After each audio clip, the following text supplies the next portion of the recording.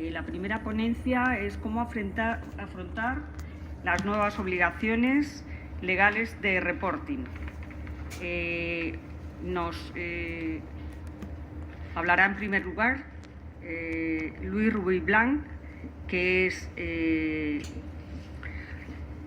inspector de Hacienda en excedencia, es también sociodirector de Rubí Blanch Abogados, ha escrito numerosas ponencias y es uno de los más reputados conocedores de la materia que vamos a afrontar. Es cómo afrontar esas nuevas obligaciones legales del reporting no financiero a partir del 2024. Tienes la palabra, Luis.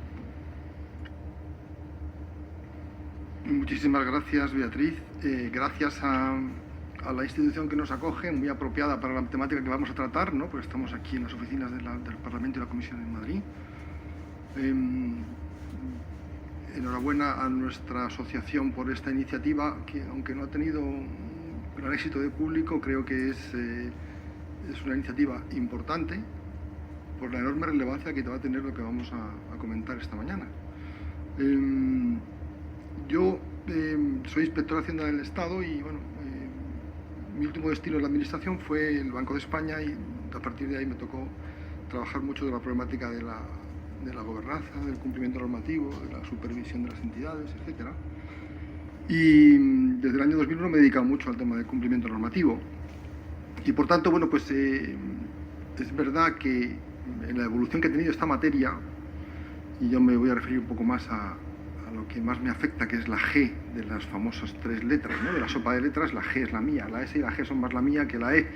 Pero bueno, desde el punto de vista de la evolución, es verdad que hemos tenido una sensibilidad especial en el mundo mercantil con los códigos de buen gobierno corporativo, que luego han sido objeto de una regulación por los supervisores prudenciales, por la CNMV.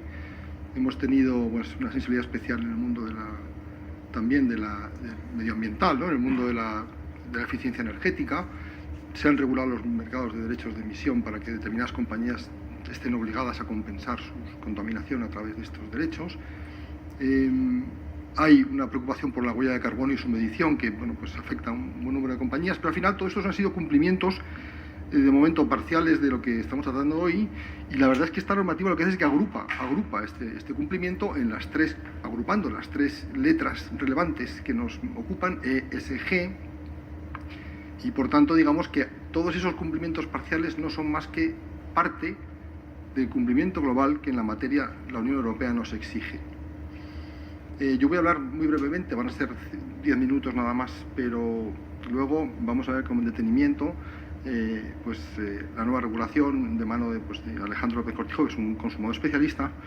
Pero en la parte final de mi exposición voy a hablar un poco de las consecuencias del incumplimiento. Realmente, detrás de este escaso éxito que hemos tenido, yo creo, de convocatoria, lamentablemente, pues está en la falta de conciencia de qué es lo que ocurre si no hago lo que tengo que hacer. Yo voy a hablaros al final un poco de esto, porque a los abogados nos gusta mucho hablar de lo que pasa si uno incumple, ¿no? Ese es nuestro trabajo, ¿no? Y bueno, yo no soy técnico, soy más bien abogado, y entonces hablaré también de esa parte al final, ¿no?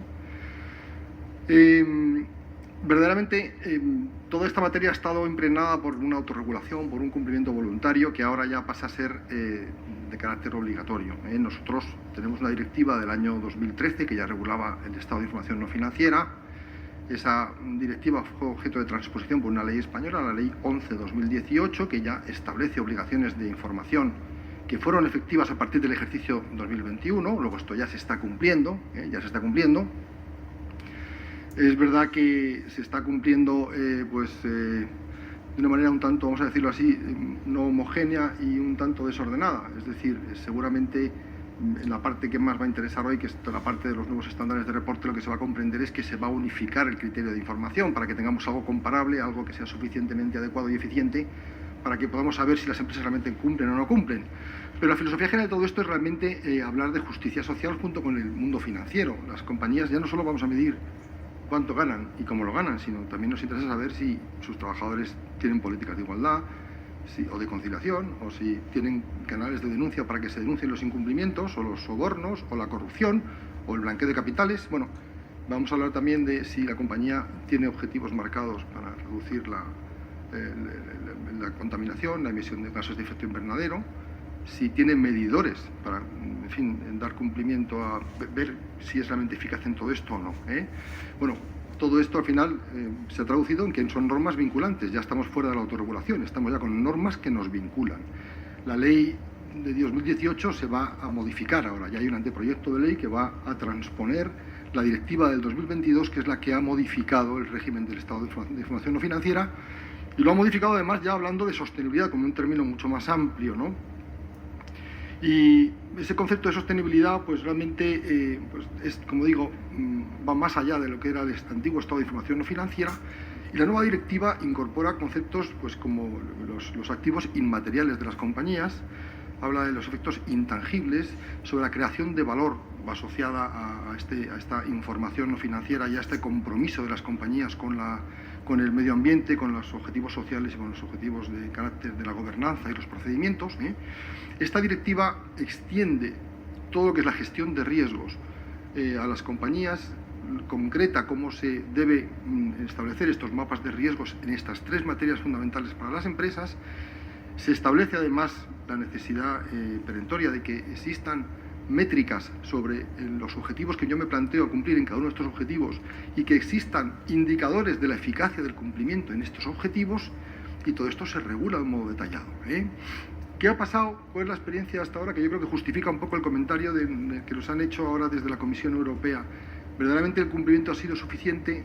Bueno, en este momento lo que ha ocurrido es que nadie sabe cómo reportar. Se han utilizado unos reportes, unos reportes internacionales, se han utilizado pues algunos criterios que funcionan con carácter voluntario en algunas organizaciones internacionales, pero lo que me parece muy acertado de la directiva de 2022 es que realmente lo que hace es que va a unificar, va a establecer unos estándares de reporte unificados, europeos, comparables y únicos para las empresas europeas. Y esto me parece de un gran interés.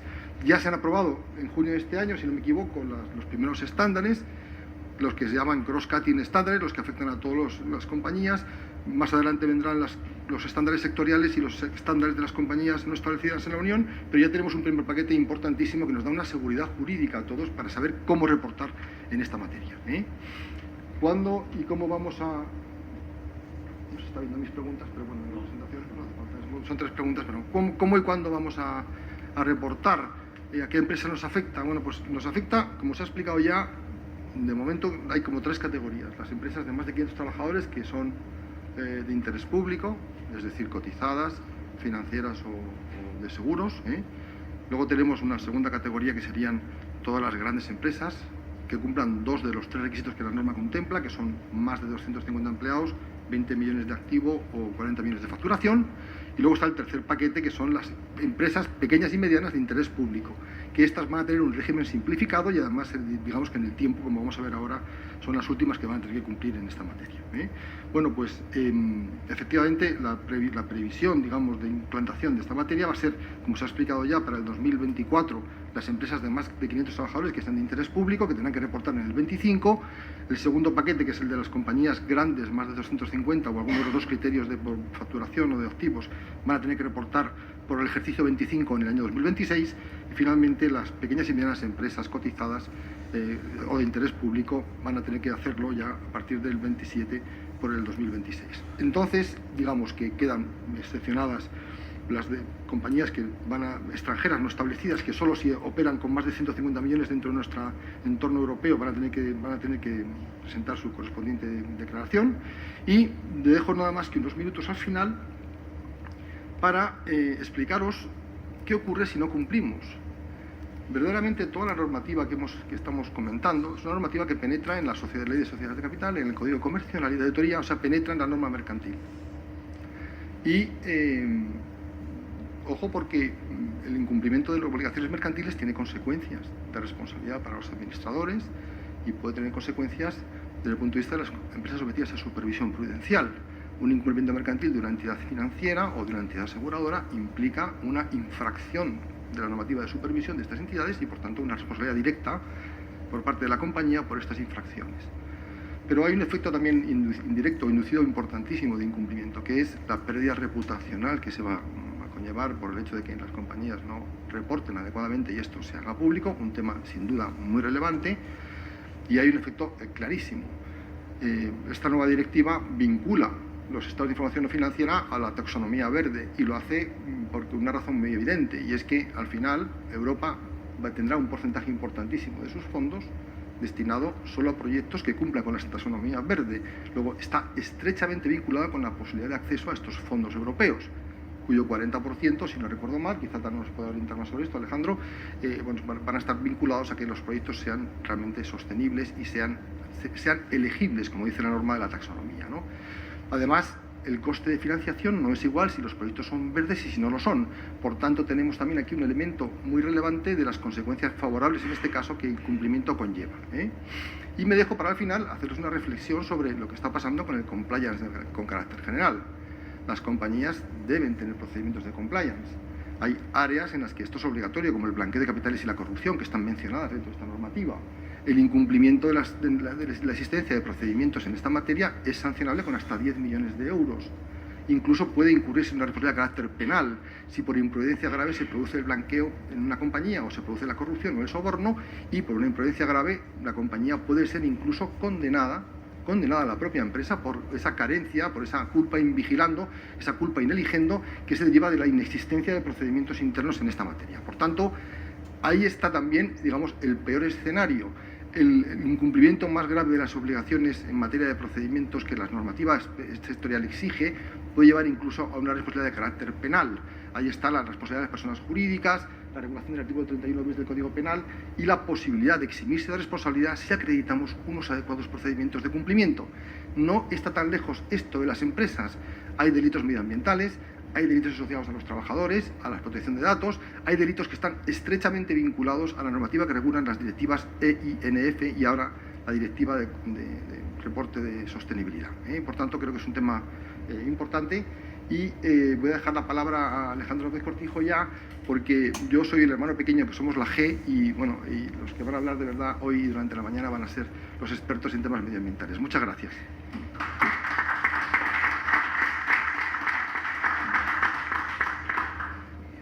Muchas gracias, Luis, por tu brillante exposición y acertada en todos sus puntos. Damos la palabra ahora a Alejandro López Cortijo. Alejandro es consultor senior en sostenibilidad, medio ambiente, cambio climático y energías renovables. Actualmente trabaja de forma independiente como asesor estratégico, coach de liderazgo y consultor organizacional enfocado en proyectos, productos y alianzas relacionados con el desarrollo sostenible. Su larga experiencia en puestos de dirección ha estado compartida con trabajos en finanzas climáticas, agua, biodiversidad, calidad del aire, eficiencia energética, mercados de carbono y mucho más, tanto en estrategia como en desarrollo y gestión del proyecto. Actualmente es socio en Minute One Partners, es profesor de cambio climático en la Universidad de Nebrija y director en España de Black to Green MX. Alejandro ha sido director para España de Ecosecurities y director de una startup para la producción de biocombustibles en África Occidental. Es ingeniero agrónomo y además de ser consultor, ser partícipe también en el Grupo de Energía y Cambio Climático de Think Tank Español Real Instituto Elcano, es consultor de Minute One Partners. Y Alejandro nos va a hablar de greenwashing. Tienes la palabra, Alejandro. Pues muchísimas gracias, Beatriz, y buenos días a todos. Gracias a la organización, a ESAE, por la invitación. Y voy a empezar, si me permitís, con una pequeña anécdota de un cliente que he tenido recientemente, que es una multinacional importante del sector alimentario. Esto creo que lo estáis viendo, Xavi González, un personaje no conocido, no es un influencer, no es nadie que tenga miles de seguidores en redes ni nada por el estilo. Se le ocurrió colgar un post en primavera este año sobre una noticia de esta multinacional en la que la noticia era que se le había concedido un sello de sostenibilidad que se llama B Corp, que es un sello que está bastante pujante y está en auge. Y lo tituló el post El ciclo infinito de la estupidez humana, ¿no? En cuestión de 2 días, esto al final supuso 1100 y pico comentarios, repostes de Y muchos de ellos, además, lo que venía a decir es cómo es posible que una empresa que de repente saca un producto que es innecesario y que supone una contaminación para el planeta, después, porque ha invertido 300 millones en la recuperación de estas pequeñas cápsulas de plástico en líneas de selección de residuos, y ese robó de 300 millones y gracias a eso recibe un sello de sostenibilidad, ¿no? Bueno, de todos los comentarios, la mitad por lo menos fueron de la propia empresa tratando de defenderse, ¿no? Para nosotros esto supuso una serie de lecciones aprendidas. Esto es, si me lo permitís, un poco paradigma de lo que se llama el greenwashing o el lavado verde de las empresas, ¿no? La primera es que las redes sociales existen, están ahí y se van a quedar. Segunda es que cualquiera puede, seas quien seas, puedes denunciar. Esta persona no se declaraba ni siquiera consumidor de este tipo de cápsulas, o sea, era nada más una persona pues que estaba viendo el panorama o viendo las noticias tranquilamente en su pantalla de ordenador, ¿no? Que defenderse es costoso, esto al final tiene unos costes para la empresa. No es el coste realmente tal, o sea, esto el coste de defenderse públicamente, ¿no? O en medios de comunicación. Es el coste realmente de cuántos usuarios van a dejar de comprar cápsulas precisamente por esta noticia, ¿no? Y al final lo que viene, un poco la consecuencia final es mejor ser cartujo que mangas verdes. Es preferible estar callado si no tienes una buena noticia que comunicar, mejor o no puedes medir las consecuencias de la comunicación, ¿no? Bueno, yo voy rápidamente a tratar estos 4 temas. El primero, voy a intentar hacer un mapa sintético de la regulación que está. Todos estamos inundados de siglas y de nombrajos, os diría, que al final no hace más que confundir a las empresas y al público en general. Voy a hablar de un concepto de doble materialidad, que es un concepto que aparece precisamente en esta nueva regulación, la regulación de los estándares de reporte.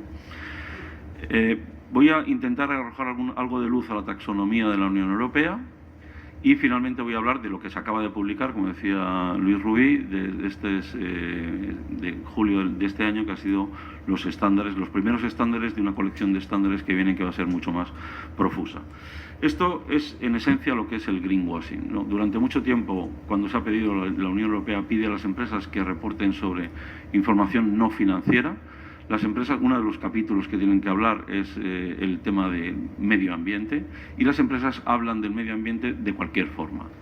Hablan en pasado, hablan en futuro, hablan de compromisos, hablan de oportunidades, y es tal el galimatías que cuando las empresas de rating, y aquí están muy detrás de todo esto, las empresas de rating quieren sacar un rating de comportamiento de una empresa en temas de sostenibilidad, encuentran que es un lío fenomenal, que no saben exactamente cómo se comporta una empresa, ¿no?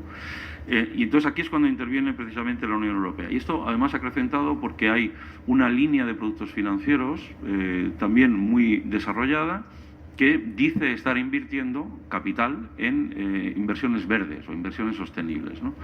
Y esto, que es lo primero en lo que se fija la Unión Europea, decir, no, ojo, vamos a ver si esto realmente es verde o no es verde, ¿eh?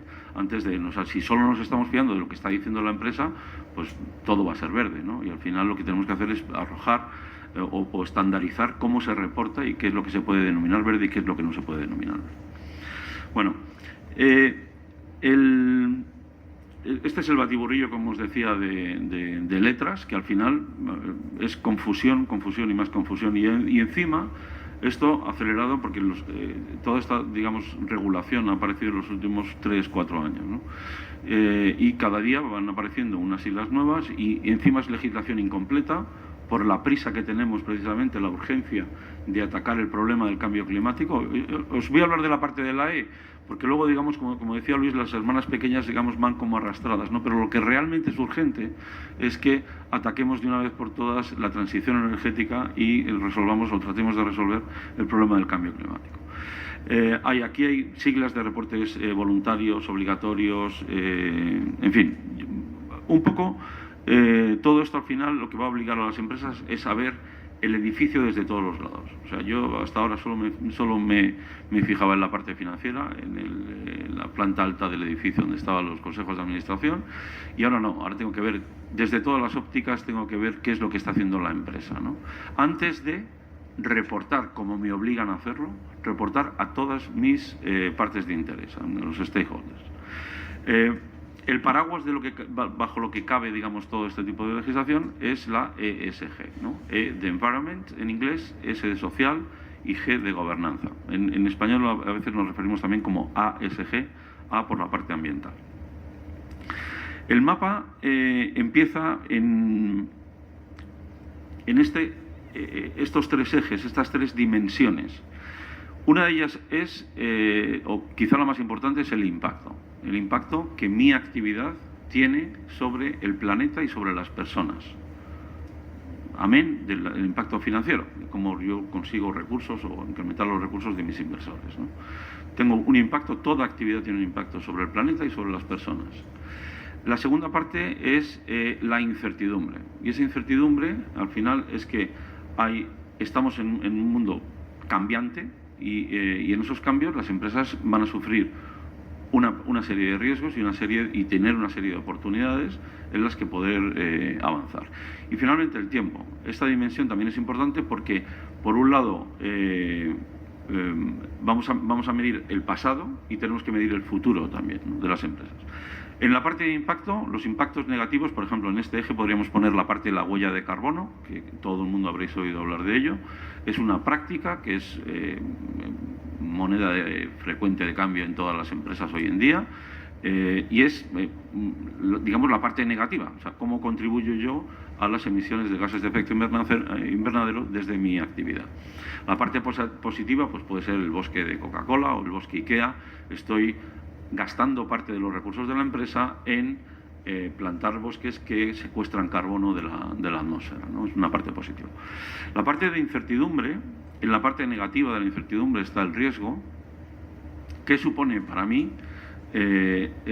¿Cuál es el riesgo tanto del cambio climático en mi actividad, o del resto de la pérdida de biodiversidad, la pérdida de la acidificación de los océanos? En fin, hay mil historias, digamos, de medio ambiente que pueden influir en la empresa, pero también cuáles son las oportunidades, ¿no? Si yo, por ejemplo, soy una empresa muy descarbonizada y ponen un impuesto sobre emisiones de dióxido de carbono, voy a estar al final mucho mejor preparado que mis competidores, ¿no? Y voy a superar a mis competidores. Eso para mí es una oportunidad. Si me dedico a instalaciones de energía solar, pues tengo una oportunidad que ahora mismo está como también en auge, ¿no? Y finalmente el tiempo, que en esta dimensión yo lo clasifico, lo expongo como un comportamiento, que es en el pasado, en el tiempo. ¿Cuál ha sido mi comportamiento hasta la fecha? ¿Cuál va a ser mi comportamiento en el futuro? O sea, ¿a qué me estoy comprometiendo para, a la vista de todos mis stakeholders, hacer esos compromisos públicos, poder aumentar valor en la empresa? Bueno, todo esto, al final, como global, los estándares están en esta dimensión, están en la dimensión riesgo y oportunidades, fundamentalmente. Luego participan a lo mejor de otra parte de las otras dimensiones, ¿no? Pero fundamentalmente se alinean en esta dimensión.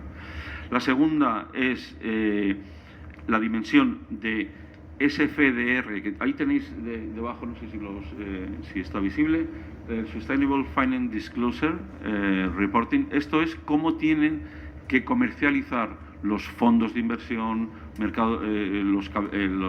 instituciones financieras, etcétera, cómo tienen que comercializar productos bajo la marca verde. O sea, qué cumplimiento tienen que hacer o qué información tienen que ofrecer para que realmente se puedan apellidar verdes, ¿no? Esto debido a que hay una demanda masiva en todo el mundo de inversiones verdes. Y la que nos ocupa en este caso, que es la Corporate Sustainability Reporting Directive, que ha mencionado Pablo, que ha mencionado Luis, y en la que nos vamos a obligar, lo vamos a ver luego en otro gráfico, nos vamos a obligar a reportar a nuestros stakeholders.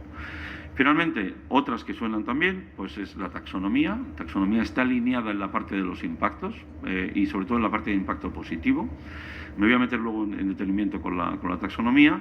El Global Reporting Initiative es una metodología antigua de reporte, voluntaria, completamente, porque han seguido muchas grandes empresas en este país y internacionalmente. El Carbon Disclosure Project, que es un proyecto para revelar al mundo o informar adecuadamente sobre la huella de carbono, que también tiene 12 o 14 años de existencia, y otras muchas que aparecen, ¿no? Entonces, de todo esto es lo que digo que cae bajo el paraguas de la ESG. En la parte inicial de casi todas estas, que es una de las preguntas que frecuentemente nos llegan a la consultora, es, vale, ¿qué podemos hacer? ¿Por dónde empezamos? ¿Por dónde empezamos, no? Y la primera respuesta que damos es generalmente empezar por una doble materialidad si no lo habéis hecho. Esta doble materialidad es obligatoria, es un primer paso para la parte de reporting con los estándares, ¿no? La materialidad, ¿qué es? Pues de toda mi actividad es discernir aquello que realmente tiene un impacto significativo sobre mis resultados. Esto era la parte, digamos, financiera. La parte en sostenibilidad es exactamente igual. ¿Qué es lo que tiene un impacto positivo o negativo de toda mi actividad? ¿Qué es lo que tiene un impacto positivo o negativo? Os pongo un ejemplo nada más de huella de carbono. Hay muchas categorías de huella de carbono, directa, indirecta. Una de ellas es cuál es la huella de carbono de mis empleados viniendo a la oficina a trabajar, a la oficina o al centro de trabajo, ¿no? Cómo se desplazan, vienen en transporte público, vienen no sé qué. Esto en determinadas empresas, os diría por ejemplo una refinería de una petrolera, pues es insignificante, no es material. Lo que es material es las emisiones que están saliendo por la chimenea del refino del petróleo, ¿no? Hasta ahora, ¿cómo se informaba en temas de sostenibilidad? Pues era muy complicado, no había unas normas, ¿no? Así como en finanzas sí hay unas normas que tienen que ser claras, estrictas o precisas, sólidas, porque tienen que abarcar, digamos, todo lo que cubre la compañía, los capítulos de contabilidad y tal que cubre la compañía. Universal, porque este informe lo puede leer exactamente igual un inversor chino que un inversor de Shanghái o de Nueva York. Y obligatorio. Todas las compañías cotizadas tal tienen que someterse a unos estándares de reporting. En sostenibilidad, como digo, no era obligatorio. A partir de ahora lo va a ser. Era voluntario y encima cada uno, digamos, iba un poco por su lado, ¿no? Aquellos que se querían, además, aquellas compañías que querían reportar bajo un paraguas, ¿no? El paraguas del Global Reporting Initiative o del TCFD o de otro. Ahora todos van a tener que reportar, las compañías europeas van a tener que reportar bajo los estándares europeos, que son bajo la directiva europea, perdón, que es la CSRD. La norma internacional, o sea, hay dos grupos de normas, las ISSB, que son las de las compañías fundamentalmente americanas del mundo anglosajón de la inversión, y por otro lado las europeas. Las diferencias son un poco estas que vamos a ver, hoy he tratado de sintetizar en este gráfico, que es la materialidad financiera, que es cómo impacta todo esto que está ocurriendo en el planeta, cómo impacta, y en los cambios de usuarios o de personas o del consumidor, cómo impacta en mi empresa, ¿vale? Esta es la parte la que se preocupaba más a los inversores americanos. La parte europea es que además de esto, también me preocupa cómo estás impactando tú en el planeta. Entonces, eso es lo que vamos a llamar doble materialidad, ¿no? Que es nuestro impacto de dentro hacia afuera y el impacto de fuera hacia adentro. Esto es lo que recoge la directiva de la Unión Europea. En esto no me voy a meter porque, bueno, está organizado por materias, cada compañía. La forma de expresar esta doble materialidad o de comunicarla es mediante una matriz de doble materialidad, en la que por un lado están los impactos, digamos, de fuera adentro y los otros de dentro a fuera, ¿no? Pero dos cosas muy importantes. Uno, esto es un procedimiento, de actuación que deberían incorporar todas las empresas en sus manuales de procedimiento, tengan calidad o 14.000 o lo que tengan, pero deberían tener un procedimiento interno para evaluar la doble materialidad de su actividad. Y la otra, que como ha apuntado Luis, es que esto es responsabilidad del board, al final. O sea, es el comité ejecutivo quien tiene la responsabilidad, y además es indelegable, la responsabilidad de actuar y de poner, o sea, de reportar correctamente y de acuerdo a la normativa al resto de los stakeholders. Esto es un ejemplo de cómo es. O sea, aquí, como veis, la parte, digamos, que está más cerca del origen de los ejes son los impactos menos notorios o que tienen menos influencia, y según nos vamos alejando les vamos dando más categoría. Y las categorías, esto está todavía por decidir, o sea, no hay un estándar de cómo calificarlo, pero este es bastante práctico, es impacto mínimo, es un impacto informativo, es importante, es significativo o es crítico, ¿vale? De forma que al final la doble materialidad es poner una serie de círculos, cuanto más nos alejamos del origen, más interés tengo que tener en reportar sobre esos. O sea, es lo que, digamos, me van a mirar todo el mundo desde fuera, lo que se van a fijar de cómo impacta, ¿no? Bueno, esto es otro ejemplo, una materialidad económica. Al final, cuando solo se hace el análisis material económico, yo puedo decirle todas mis ventas qué es lo que supone, pues en este caso, por ejemplo, hasta el 90%, que es lo que suman ventas de servicios, de productos, lo que sea, hasta el 90%, y el resto de los ítems no estudiarlo o no tenerlo detalladamente. Lo mismo con ventas, que con costes, que con... Y después, en la parte de medio ambiente, ese código semáforo Casino, que es verde, no me preocupa, hasta rojo me preocupa mucho. Y este análisis es no solo qué entiendo yo que me preocupa, sino qué dicen mis stakeholders que les preocupa, ¿vale? De forma que la metodología de trabajo de esto es generalmente una serie de encuestas, primero de identificación de stakeholders, y una serie de encuestas, mandar una serie de encuestas para identificar precisamente estos problemas. La taxonomía. La taxonomía nace en 2020 y se refina a finales de 2021, se publican los primeros actos delegados en 2022. ¿Y qué es exactamente la taxonomía? Pues la taxonomía es un listado de actividades económicas que puede hacer cualquier empresa que esté alineada con alguno de los 6 objetivos declarados en el Pacto Verde de la Unión Europea. Esos 6 objetivos son,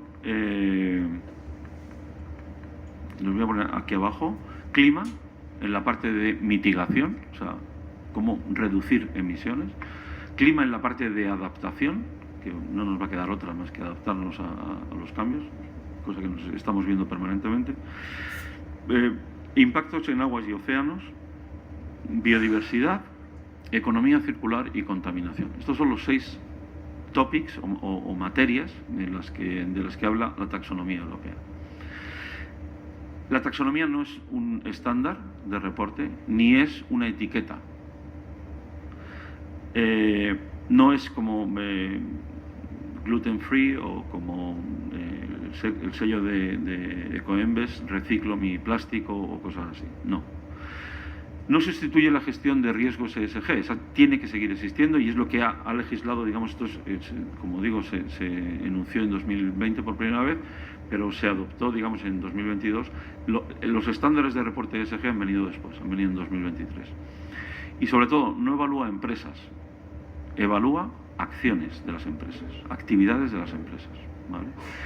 Bueno, esto es un poco los pasos que hay que dar. Primero hay que investigar, hacer, digamos, un listado de todas las actividades que pudieran tener impacto en el Pacto Verde, compararlas con ver cuáles son elegibles bajo la taxonomía. Os pongo un ejemplo: si yo pongo solares, placas solares en el techo de mi nave en mi industria, eso está alineado con el Pacto Verde. Entonces, esa parte de la inversión, de todas mis inversiones de un año, la puedo declarar como alineada con la taxonomía, elegible bajo la taxonomía.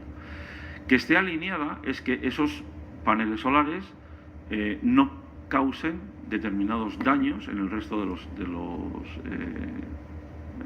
objetivos del Pacto Verde, ¿no? Lo que se llama el DNSH, Do Not significant harm. No impactan significativamente en otros, en el resto de los objetivos. Y finalmente que guardan una serie de salvaguardas, que es en la parte de la S y en la parte de la G, mínimas salvaguardas sociales. Con todo esto, al final puedo decir, si cumplo todo esto, esta actividad sí estaría alineada con la taxonomía. ¿Qué es lo que hago al final? Pues de todas mis actividades, enuncio y publico y lo incorporo a mi informe final, que, por ejemplo, esto es un ejemplo, el 4,54% de mi actividad está alineada con la taxonomía de la Unión Europea. ¿Vale? Esto es. Cuando venga un inversor, hay un fondo de inversión que dice, yo voy a poner mis recursos a trabajar en todas las empresas que tengan al menos un 60% alineado con la taxonomía. De forma que los que no se quedan fuera de un fondo verde. ¿Vale? Hay bancos que dicen, yo a cualquier empresa que tenga alineado más del 50% con la taxonomía, le ofrezco un diferencial de 1,5 puntos en el interés bancario de un préstamo, por ejemplo. ¿Vale? Estas son prácticas ya perfectamente habituales, no es ciencia ficción. Finalmente, los ESRS, que son los European Standard Reporting, Sustainability Reporting Standards. Los estándares de reporte en ESG, en sostenibilidad. Hacer la divulgación de toda nuestra actividad a las partes de interés, a todas las partes de interés, antes era parcial. Ese informe no financiero que nos mencionaba Paula antes, al que ha sustituido toda esta nueva legislación, es, cuéntame, pero no te obligo ni que me cuentes de todo, ni cómo me tienes que contar, no te obligo a nada, pero cuéntame algo de la parte de medio ambiente, la parte social y la parte de gobernanza. Ahora no, ahora es toda la actividad de la empresa la que tiene que haber dentro. Empresa y sus filiales, importante. Y todo esto es bajo el paraguas CSRD, Directiva de Reporte de la Sostenibilidad Corporativa. Obligado cumplimiento, como ha dicho Luis, para todas las empresas listadas, incluso pymes, no micropymes listadas, pero todas las empresas listadas o grandes empresas están obligadas a reportar bajo esta directiva. Esta directiva, sostenibilidad y ESG, también hemos tenido debates en nosotros, es exactamente lo mismo, a todos los efectos. En la parte de medio ambiente, aquí es donde entra la parte de la taxonomía. Solo para aquellos impactos positivos de mi actividad utilizaré y tendré que utilizar obligatoriamente la taxonomía. No puedo decir, esto es muy bueno para el medio ambiente. Bueno, es muy bueno no porque lo digas tú. Tú demuéstrame que está alineado con la taxonomía, que es elegible y que está alineado. Y la parte de ESG, la totalidad, tiene que estar reportada bajo los estándares nuevos de la Comisión. ¿Cuáles son esos estándares nuevos? Pues esos estándares nuevos, aquí entran los negativos y los positivos, pasados y futuros. Y futuros además con un condicionante, que es que tengan bajo un escenario o bajo otro escenario. Es decir, hay que analizarlos corto, medio y largo plazo, pero sobre todo para el largo plazo hay varios escenarios de IPCC, que es el panel intergubernamental del cambio climático, lo que es la gobernanza del cambio climático a nivel internacional, que dicen o que modelan cuáles van a ser los 4 escenarios posibles o 4 familias de escenarios posibles, desde que vayamos a los 5,8 grados de aumento a la temperatura a final del siglo, o que consigamos quedarnos, como pretendía el Acuerdo de París, en 1,5 grados a final del siglo. ¿Vale? ¿Qué son? Pues son un estándar de reporte, ¿vale? En total va a haber 82 estándares, de momento solo se han publicado 12, esto es lo que decía de la confusión, que al final pues son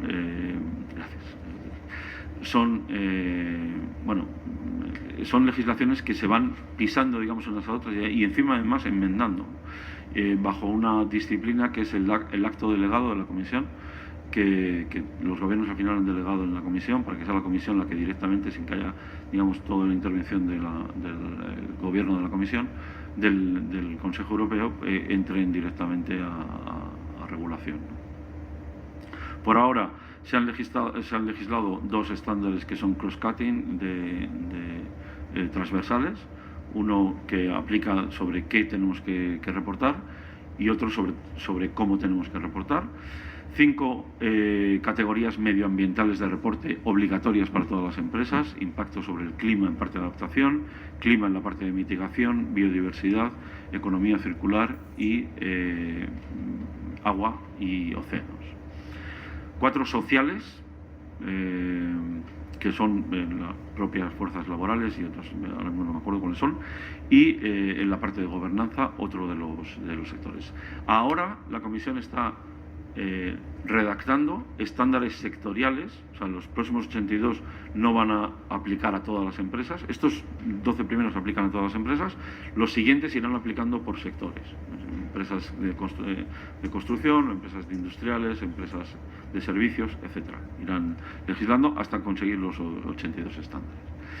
Y bueno, esto es básicamente todo. Si cualquier pregunta que tengáis, que me queráis hacer, encantado de responderos. Ahí de todas maneras tenéis un correo también, pues si queréis dirigiros a mí en cualquier momento. Y lo doy por concluido. Aquí. Muchísimas gracias.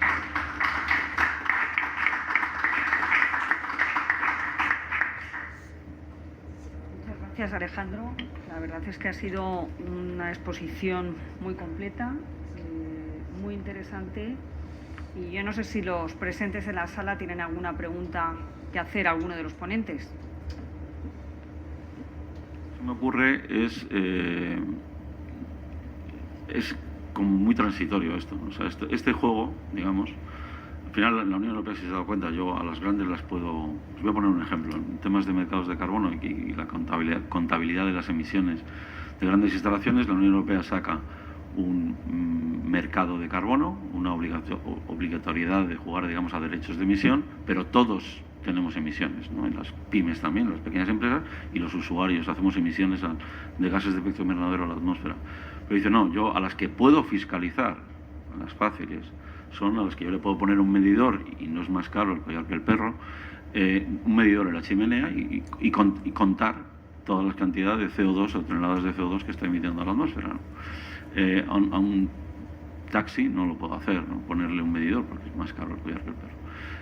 Y a estos de aquí, a los que sí puedo fiscalizar, les obligo a jugar en un mercado de derechos de emisión, ¿no? Esto es muy Unión Europea, estilo, ¿no? ¿Qué es lo que se intuye? Que según vaya avanzando la tecnología, y cada vez avanza a mayor velocidad, al final acabarán poniendo un medidor en el taxi, en nuestro coche, o nos van a dar alternativas para que no tengamos que medirlo, ¿no? Porque podamos circular con vehículos eléctricos. La Unión Europea, otra de las críticas, la Unión Europea juega sola en el mundo. O sea, somos los más de todos.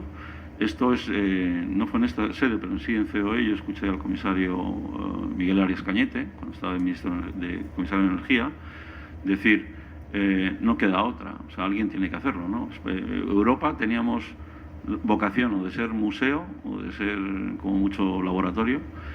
Toda la industria está en China, y donde están las emisiones reales están en China, y en Estados Unidos está toda la tecnología y toda la innovación en tecnología, ¿no? ¿Y a nosotros qué nos queda? Nosotros, la gran apuesta de la Unión Europea, pues vamos a hacernos líderes mundiales en el tema verde, ¿no? En tema de sostenibilidad, porque no nos quedan muchas más alternativas.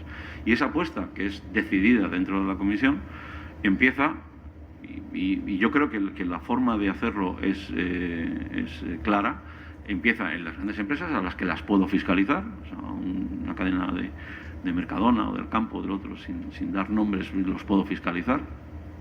Y de ahí que esa cultura de repórtame tu huella de carbono, repórtame qué tipo de eficiencia energética tienes, cómo transportas tus materiales, etcétera, etcétera, etcétera, todo eso ir permeando, digamos, a toda la economía, desde las grandes que puedo fiscalizar hacia arriba, ¿no? Evidentemente, a una le deja la responsabilidad de decir, oye, dale cultura a tu proveedor, ¿no? O sea, transmite esa cultura. Eso al final es un recurso económico que una de las grandes cadenas se lo puede permitir, formación de proveedores, y que las empresas poco a poco irán asumiendo o por lo menos conociendo la cultura. O sea, no sé si los tiempos son los adecuados. Yo creo que la forma sí, la forma es que las grandes empiecen a ser tractoras de las pequeñas en la economía, pero quizá los tiempos no son los adecuados, ¿no? Que esto necesitará pues que haya, yo qué sé, el paso de 5, 10, 15 años para que realmente haya un cambio significativo en la forma que tenemos de consumir en el planeta. Muchas gracias, Alejandro. Y hay una pregunta que tengo que hacerte, Luis.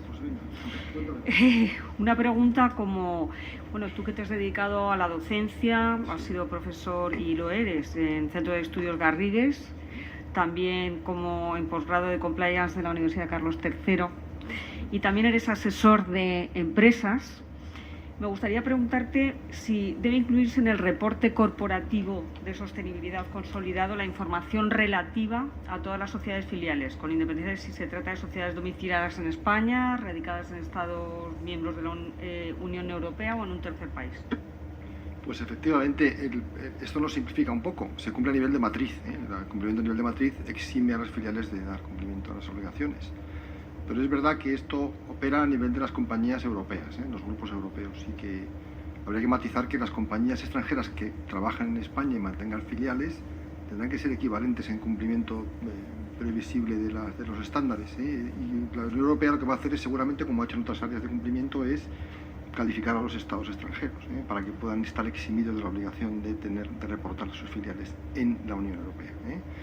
De manera que esto es verdad que va a entrar en vigor en el año 2028, pues que estas compañías tendrán que reportar solo cuando hacen negocio de más de 150 millones en la Unión y a partir de 2028, pero habrá países equivalentes a la Unión Europea desde el punto de vista del control de la sostenibilidad. Así que esta es la respuesta. Muchas gracias de nuevo a los dos ponentes. Pasamos acto seguido con la mesa redonda sobre diversos tipos de mediación para la obtención de datos para el reporte no financiero que va a moderar Javier Iturralde. Muchas gracias. El sector privado y en concreto el de Iberdrola en la consecución de este plan estratégico a nivel global. Ha participado activamente en el lanzamiento de los objetivos climáticos de Iberdrola y coordina el programa de electricidad para todos. Mónica está convencida del papel vital que juega el sector energético en la promoción del desarrollo sostenible y de la posición privilegiada de Iberdrola como altavoz de todos estos valores y modelo a seguir. Muchas gracias, Mónica. Con respecto a Mónica García Bustamante, es fundadora de Circulargy, una plataforma de servicios circulares para ayudar a las pymes a avanzar en sostenibilidad ambiental y economía circular. Mónica coordina la Comisión de Sostenibilidad y Economía Circular de AECTA, que es la Asociación de Empresas de Tecnología, Consultoría e Innovación, y gestiona el Círculo de Empresas del Ateneo Mercantil de Valencia. Licenciada en Ciencias Económicas y Empresariales por la Universidad de Deusto, cuenta con más de 25 años de experiencias en 5 países, España, Suecia, Chile, Perú y Bolivia, nada más y nada menos, en corporaciones multinacionales, 13 años en Procter & Gamble, grandes, pequeñas empresas, startups, y trabaja en diversas categorías como FMCG, cosméticos, alimentos, electro, retail, industria del plástico y consultoría. Muchas gracias a las dos, y si os parece comenzamos con la primera pregunta. O con la primera ponencia, disculpadme. Muy bien. ¿Sí? Pues vamos a ello. Muchísimas gracias a todos por estar aquí y gracias sobre todo a Alejandro y a Luis por la excelente presentación, que van a permitir que podamos ir más directamente realmente bueno, pues todos los conceptos importantes se han mencionado. Entonces sí que me gustaría revisar desde nuestro punto de vista. Todos yo creo que conocéis a Iberdrola. Somos líder mundial en energías renovables. Empezamos hace más de 20 años a invertir en energías renovables y es verdad que no nos suena nada nuevo de lo que hemos estado hablando. Estamos ahora mismo inmersos en el proceso de obtención de todos estos datos, a pesar de tener tanta experiencia.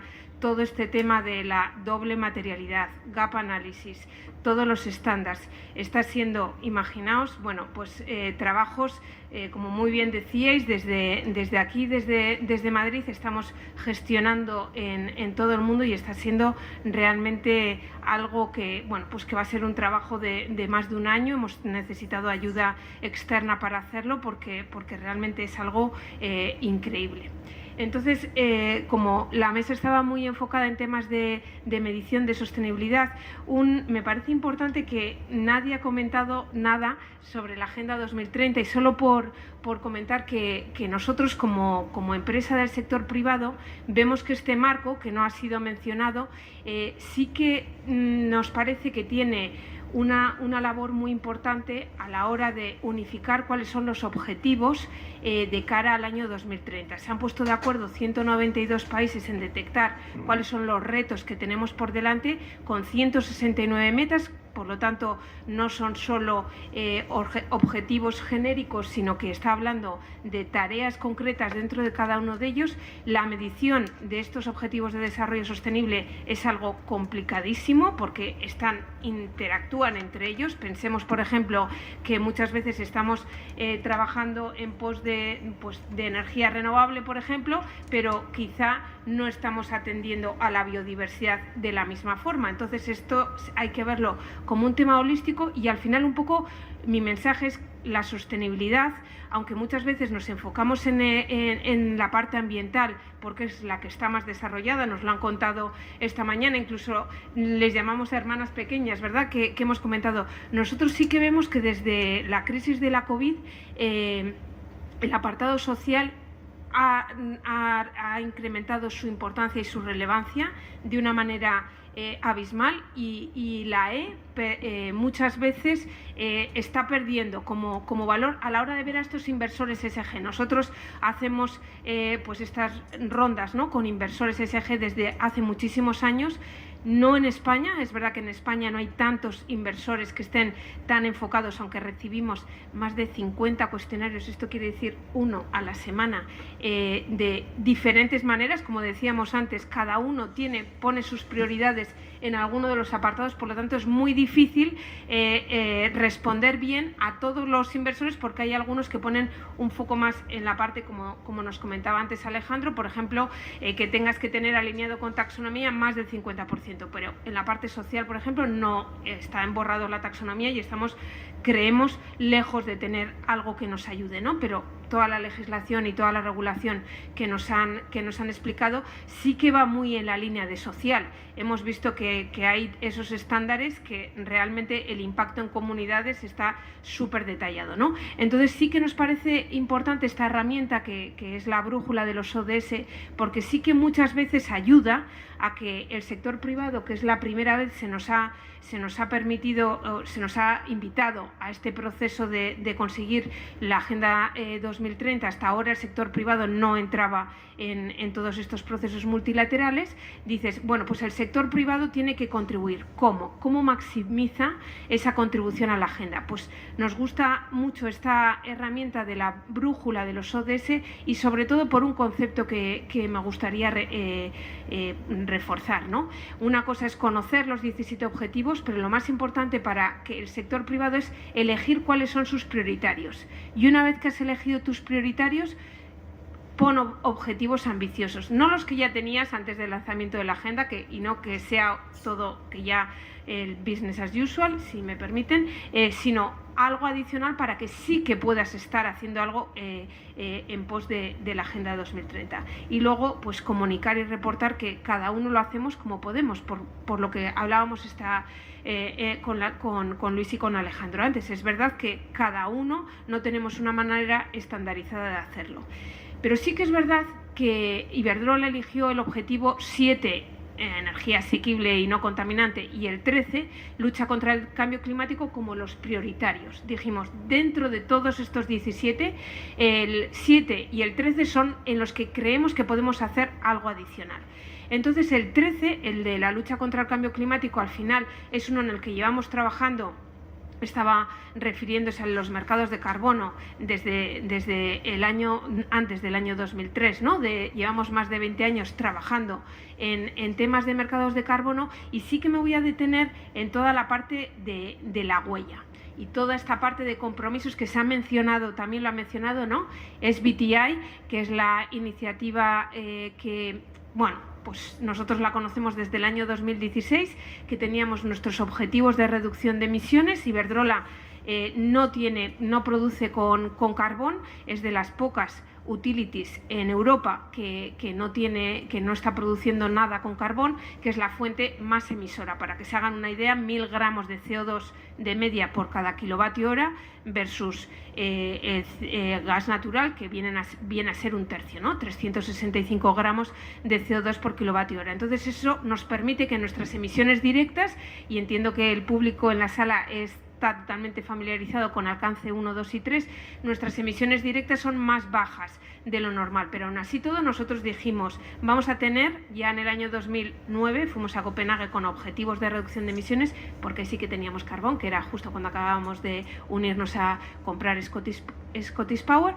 Entonces, pero sí que en el año 2016 dijimos a esta iniciativa Science Based Target, nosotros, nuestro objetivo es muy ambicioso, y nos dijeron, no es muy ambicioso. Ustedes tienen un objetivo que al final es una reducción de 20% sobre tanto. Y decíamos, ya, es que nosotros ya estamos muy abajo, es que están permitiendo que otras empresas que tienen un objetivo, que tienen ahora mismo unas emisiones más altas, sí que tengan objetivos de SBTi y van a acabar con unas emisiones que son más altas que las que tenemos ahora. Porque esto iba de que cuánto eras capaz de adelgazar siendo más o menos gordo. Entonces, si estábamos como nosotros bastante en forma, pues nos costaba muchísimo adelgazar, porque era muy complicado. En cambio, a los que realmente tenían fondo para poder hacerlo, pues al final valoraban eso y nosotros decimos, perdón, no entiendo nada. O sea, no entiendo nada, esto es que no tiene ningún sentido, si es que lo importante es que acabemos con tantos gramos, no que sea un porcentaje de reducción. Todo esto para contarles que yo no era muy amiga de SBTi, como se pueden imaginar, que Iberdrola no saliera con el sello y que tuviéramos que decir, no, porque es que ahora cambiamos la metodología y tenéis que meter también dentro del alcance 3, que en un primer momento era voluntario, ahora también tenéis que meter la parte del gas de vuestros clientes. Y dices, ostras, pero eso ya lo está contando alguien. Ya, pero es que eso, de acuerdo a la ciencia, hay que hacerlo así. Entonces, bueno, hemos tenido nuestros tiras y aflojas. Y hemos visto, y me remito un poco a la pregunta que hacía aquí nuestra compañera, ¿no? Que al final puedes como patalear y decir, es que no me gusta, es que esto no lo entiendo, es que esto no tiene sentido. Pero realmente todos los inversores dicen, ¿tienes SBTi o no tienes SBTi? O sea, claramente tienes que entrar por el aro. Entonces, nosotros hemos visto un movimiento de muchísimas empresas hablando que voy a ser neutra en carbono, que voy a ser, bueno, pues Real Zero. Ha habido una que se ha atrevido a decir, no, yo voy a ser Real Zero, toma ya. Entonces dices Real Zero, pero no meto el alcance 3, o sea que de Real, muy poco Real, ¿no? Entonces, pero claro, pues nosotros estuvimos esperando a que en la COP de Glasgow SBTi presentara su metodología Net Zero. Entonces se presenta la metodología y te dicen, señores, y ahora ya sí, da igual cómo seas, dónde estés, cómo seas de gordo y de delgado. Todas las empresas del sector eléctrico tendrían que tener, antes del año 2040, tienen que ser net zero con estos criterios. Y entonces eso hace que nuestro alcance 1, 2 y 3, en el año, nosotros siempre líderes, antes del 2040, en el 2039, vamos a ser net zero. Con la metodología Science Based Target. Entonces, importante que, por lo que hablábamos esta mañana, ¿no? Que hay muchos estándares, pero realmente parece que en el mundo inversor, en el mundo gran empresa, está teniendo muchísimo eco, sí que nos lo están preguntando, pero es que tiene un impacto directo en la huella de todo el mundo. O sea que aunque nadie se crea Science Based Target, yo me he comprometido a que mi cadena de proveedores sea cero neta. Entonces, tengo que reducir hasta el 95%, me dejan tener unas residuales pero muy poquitas, tengo que tener esa reducción de emisiones. Entonces eso impacta directamente en todo el mundo, no en mi actividad, que yo sé y he anunciado que voy a vender ciclos en México y voy a reducir mis emisiones porque me voy a deshacer de ese gas para incrementar toda la parte de energías renovables, porque estoy haciendo mis deberes en la parte de alcance 2 y consumo, pero es que tengo un impacto directo en mi cadena de proveedores y en todas las 15 categorías que se mencionaban antes del alcance 3, ¿no? Se hablaba del commuting, de la parte de que para unos puede ser más importante, como muy bien decía Alejandro, pues para mí no es tan relevante, aunque claro, si tengo teletrabajo y si estoy promoviendo vehículos eléctricos, que les estoy subvencionando a mis empleados que tengan vehículos eléctricos, estoy haciendo cosas para reducir la huella, ¿no? Entonces eso importante. Solo por ponerles en contexto, nosotros llevamos desde el año 2008 lanzamos una iniciativa a nivel ciudadanía que se llamaba ¿Cuál es tu huella verde? Y fue una iniciativa porque empezábamos ya a esa tarea que nos han impuesto de esa concienciación, sabemos que era una parte importante. Entonces fue una campaña muy poderosa que conseguimos que los ciudadanos de a pie, no para clientes de Iberdrola, era una campaña de concienciación para decir, señores, así se puede reducir la huella, y con mensajes muy claros en cada uno de los segmentos para reducirla. Entonces nosotros empezamos así y nos dimos cuenta en el año 2010, ya empezamos a decir, señor proveedor de Iberdrola, me tiene que calcular su huella. Y claro, imagínense, hace 13 años, casi 14 años, yo pedí a mis inversores la huella de carbono.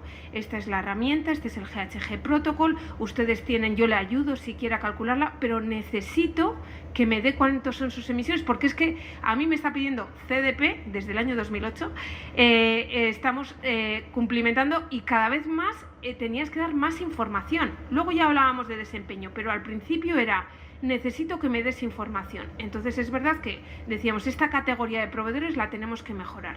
Hemos estado trabajando en esa línea, todavía no estamos súper contentos porque lo tenemos que hacer asimilando a facturación, porque yo a un proveedor que le pida su huella no me da la huella del producto que me da a mí, sino asumo que por lo que él factura le estoy apropiando. Entonces no estoy súper contenta de mi huella de categorías 1 y 2, de bienes y productos y servicios del alcance 3, pero sabemos que estamos en la línea y de hecho nosotros estamos preguntando ya a los inversores si calculan su huella, si tienen objetivos de reducción y si tienen SBTI y que nos manden la huella.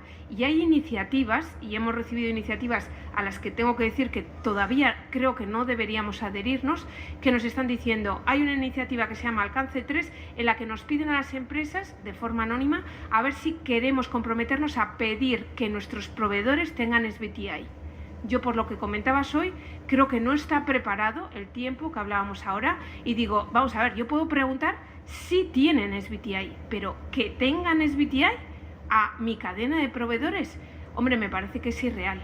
En estos momentos me parece que es irreal, entonces creo que les tengo que ayudar.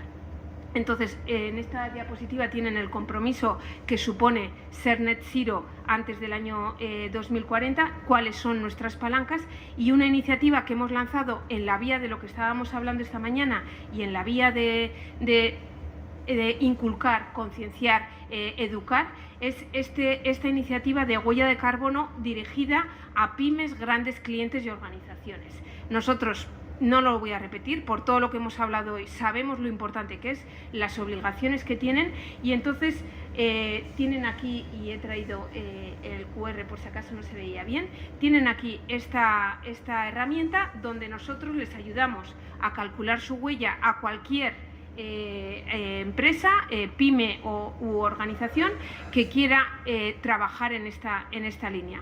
Es una manera de, como decíamos antes, nos han trasladado a nosotros la obligación, pero es que pensad que nosotros necesitamos que reduzcan la huella nuestros clientes y nuestros proveedores. Entonces, es al final esta iniciativa donde nosotros calculamos, web online gratuita, nosotros damos soluciones, proponemos soluciones, por supuesto, no las imponemos, proponemos soluciones para reducir esa huella y al final también incluso les ofrecemos registrar la huella en el ministerio y llegamos hasta incluso la compensación. Nosotros, por lo que comentábamos antes de temas de regulación y de mercados de derechos, hemos lanzado una empresa 100% Iberdrola que está muy enfocada en toda la parte de plantación de árboles para a nivel a nivel Iberdrola increíble para conseguir tener estos certificados, ¿no? Entonces, al final sería como un plan de sostenibilidad energético que estamos ofreciendo a las pequeñas y medianas empresas. Al final, ya saben, y está puesto aquí la obligación para sociedades cotizadas, todo lo que hemos comentado esta mañana. No me quería extender más, así que muchas gracias. Muchas gracias.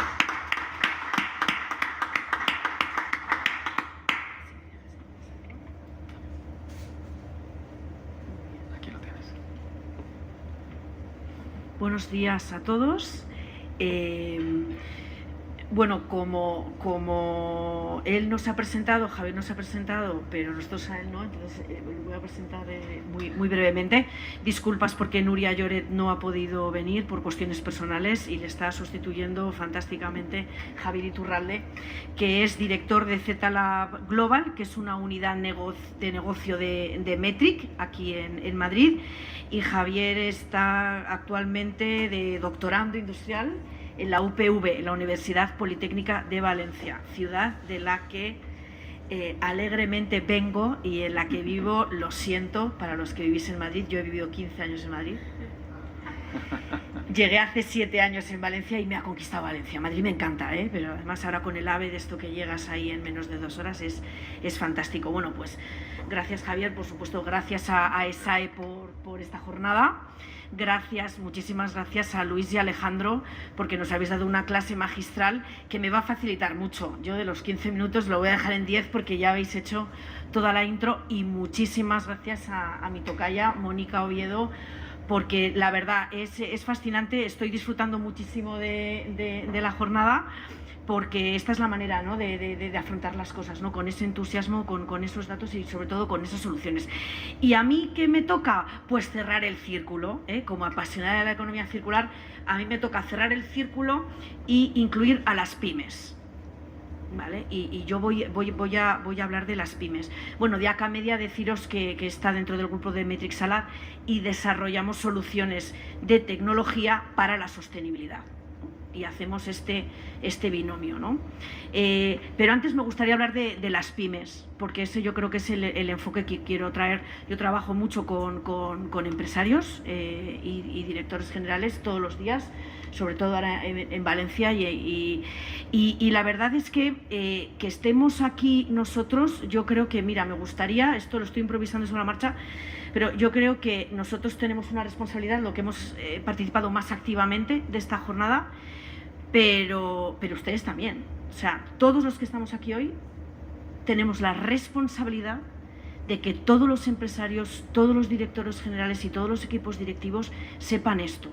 Porque primero no lo saben y a las pruebas nos remitimos, una jornada tan interesante como esta y tan necesaria, porque es que viene obligación y vienen sanciones. Ojo, que he escuchado 10 millones de euros, pero va más allá. Es que hay sanciones penales, es que viene una compliance penal. Entonces, cuando yo lo decía en una asociación de exdirectivos y colegas, en la que yo participo y hacemos 2 asambleas muy divertidas, ¿no?, del fin de semana, al año y tal, y yo les decía, aquí no he visto a ninguno, estamos 80 asociados, yo les decía, venid, y ellos me decían, oye, qué bien lo cuentas, oye, da gusto, porque así parece que se digiere más. Digo, jolín, pues yo ya no sé cómo lo voy a contar, porque la próxima vez igual se lo cuento cantando, porque no están aquí. Y cuando yo les decía, oye, que es que viene compliance penal, a partir de 2024, o sea, ya reportes 2025, decían, ah, sí, digo, pues sí, no están aquí. Entonces, bueno, yo creo que, bromas aparte, tenemos una responsabilidad de que realmente lo sepan. Pero ahora yo voy a abrir también, y antes de pasar a la presentación, rompo un guante para los empresarios de las pymes.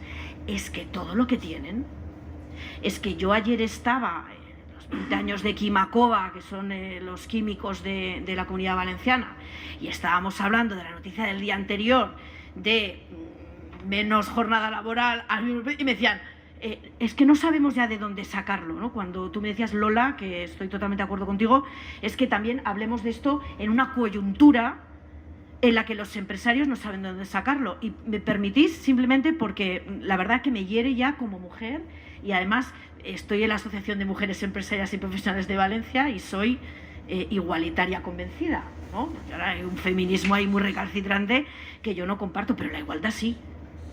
una empresaria íntima, amiga mía, que es además una bellísima persona, ya no solo por temas de que tengo que reportarlo, es que me consta que es una bellísima persona, me decía, Mónica, no voy a contratar a mujeres, porque no puedo más, porque es que ahora tenemos que pagar también las bajas, y oye, que todo el mundo tiene derecho a tener hijos. Entonces, dicho lo cual, esto es muy duro, esto es muy duro para mí decirlo hoy, pero bueno, ya, oye, como me han dejado el micro y me he venido de Valencia, digo, oye, un minuto de gloria de esto, ¿no? Pero bueno, para hacernos pensar, ¿no? Entonces, para hacernos pensar que la sostenibilidad, que es lo que vamos a hablar, viene encima de muchas cosas, muchísimas cosas, y de una inflación, y de una volatilidad de los mercados. El otro día estábamos escuchando al grupo DAXA, que le llevamos de Desayuno Empresarial al Ateneo, y yo aluciné, porque claro, yo que pensaba que el arroz lo cogían de la albufera, claro, pobre de mí, ¿no? También inculta. Digo, no, si aquí en Valencia hay arroz para aburrir. No, que lo compran de todos los lados. Y me decían, por el cambio climático, oye,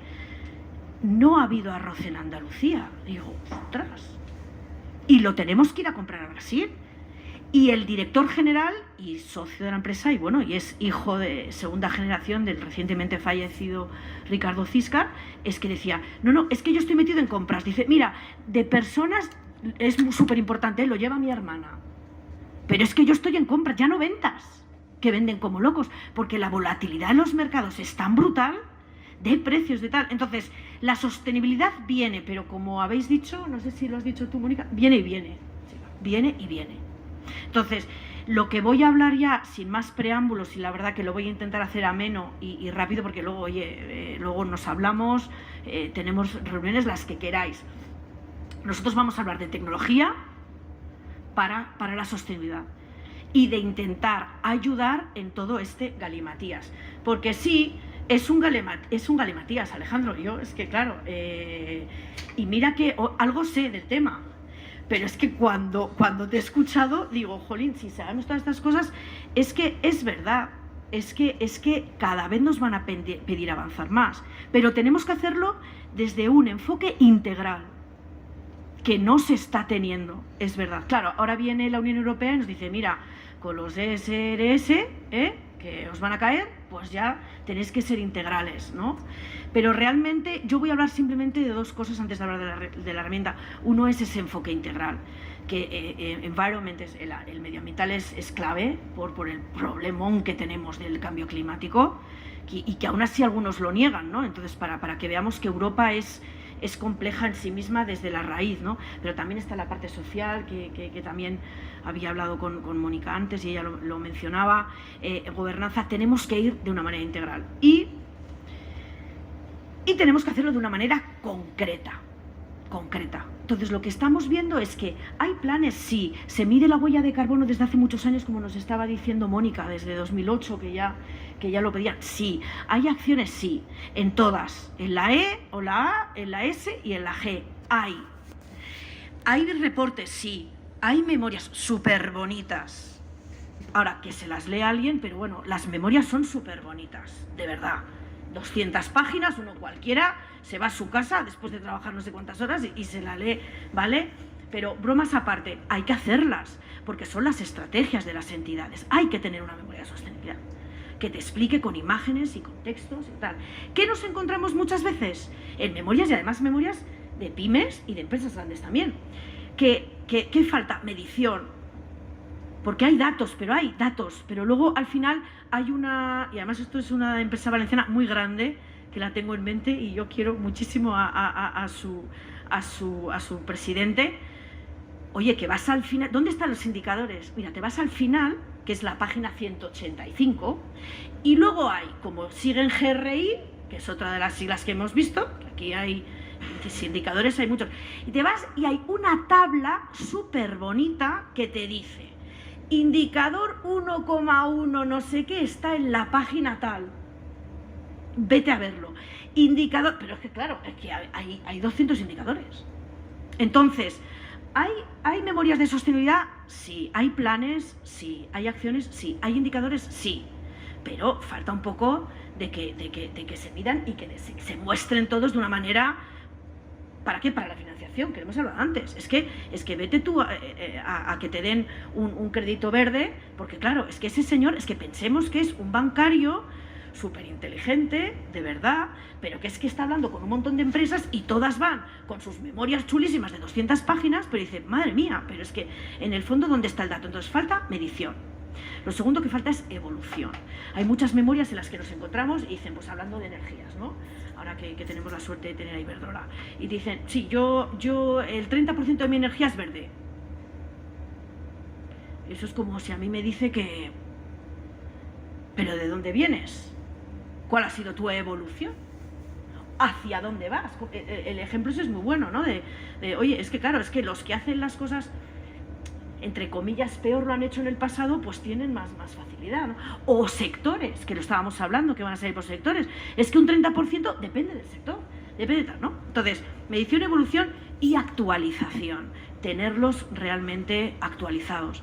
Porque ayer también me hablaban de otra... Hay memorias, estamos una de las demo que le dimos a una empresa de alimentación, que es por convicción, porque además en este tema mucho es por convicción, aparte de obligación.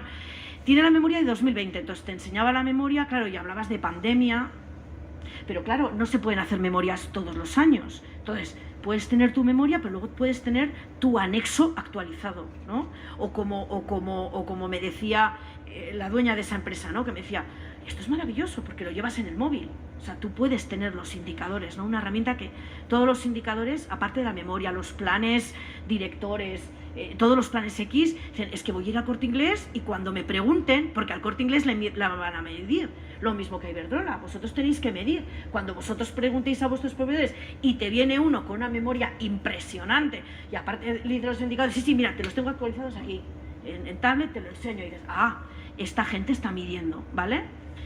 Y eso es lo que venimos a enseñar. Esto ya lo hemos hablado, ¿no? Cada vez nos exigen más en sostenibilidad y aquí un poco, bueno, aquí veis esta agenda, Pacto Mundial, por esas directrices, estoy totalmente de acuerdo, los ODS, ¿no? Que también, pero claro, son guías, ¿no? Son objetivos de todos, pero luego nos viene lo europeo, que está por aquí, la CSRD, la nueva directiva, la taxonomía, que como casa, pues bueno, casa, pero es que todo casa de aquella manera, ¿no? O sea, no hay una cosa concreta, ¿no? Los matemáticos yo creo que se volverían locos, ¿no? Está ahí, pero es que luego, ¿qué te viene?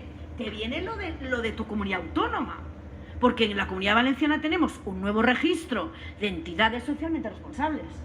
¿Y esto qué es?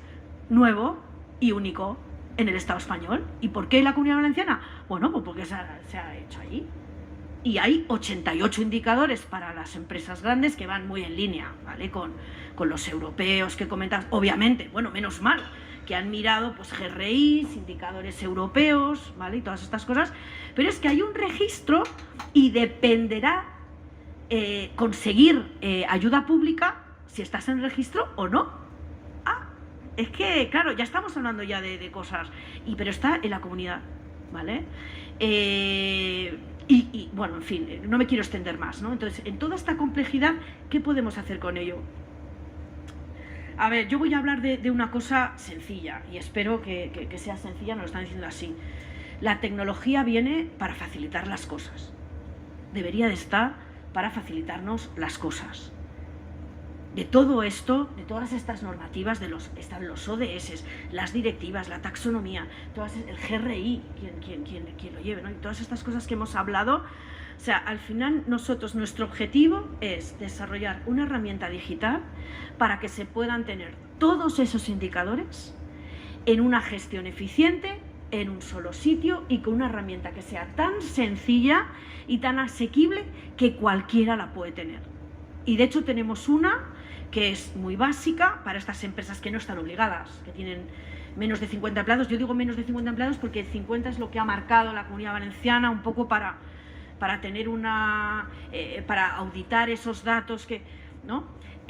Porque claro, este registro además de la Comunidad Valenciana lo tienes que hacer cada 2 años, pero claro, tampoco hay mucha evolución. O sea, hay algunos indicadores que te piden el dato hoy, ¿no? Entonces, ya que calculas el dato hoy, caramba, pues ten una herramienta en la que ya pues mete un poco de histórico de lo que tengas, ¿no? Pues para tener tu evolución, ¿no? Y cuando pasen 2 años, que no tengas que poner patas arriba, porque, a ver, registrarse relativamente sencillo. Pero claro, todos esos indicadores, una empresa industrial, la gente no lo... El otro día me decían, no se están registrando las empresas, ¿no? Es que es eso, ¿no? O sea, que tenemos además de todo lo que tienen las empresas ahora, el registro. Y han empezado, dicen, a ver qué datos de recursos humanos, o sea, de departamento de personas, de medio ambiente, de este dato no lo tengo.